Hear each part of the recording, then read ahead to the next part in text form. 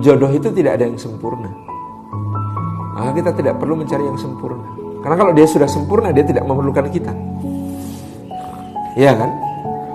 Ya, kalau dia sempurna ya dia tidak memerlukan kita. Yang kedua, biasanya kalau dia sempurna dia nggak mau sama kita. Itu yang lebih jelas itu. Jadi yang penting itu bukan jodoh sempurna, tapi jodoh yang tepat. Nah, bagaimana mendapatkan jodoh yang tepat? Tadi sudah kita sebutkan, kriterianya harus tepat. Apa kriteria jodoh? Yang ditekankan oleh agama itu cuma satu, ya agama itu sendiri, gitu ya. Maka pada yang laki-laki Rasulullah mengatakan fadfar bidzatid din taribat yadak. Pilihlah olehmu yang beragama, niscaya engkau beruntung. Kalau kepada bapaknya para perempuan, maka sabda Rasulullah SAW, apabila datang kepadamu seorang lelaki yang kamu ridhoi agama dan akhlaknya. Saya takjub redaksi hadis ini, kamu ridhoi agama dan akhlaknya, bukan yang baik agama dan akhlaknya. Kenapa nggak cukup baik agama dan akhlaknya? Karena ada yang baik agama dan akhlaknya tapi kurang diridhoi.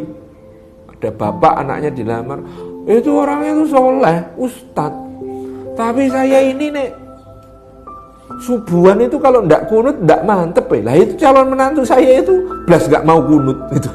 Nah itu berarti agamanya tidak diridhoi gitu ya. Meskipun mungkin akhlaknya diridhoi gitu. Wah ini padahal itu perkara yang furu'iyah, sebenarnya nggak ada masalah. Tapi kadang-kadang kan perasaan itu nggak boleh dipaksa, nggak bisa dipaksakan. Itu kan soal diridhoi agama dan akhlaknya.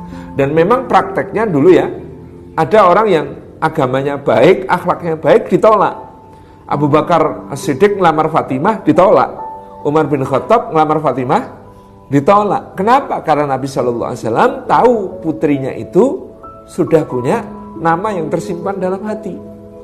Dan itu bukan Abu Bakar, dan itu bukan Umar. Nah, meskipun Umar dan Abu Bakar ini baik agama dan akhlaknya, tapi sebagai orang tua dia harus memperhatikan hati putrinya.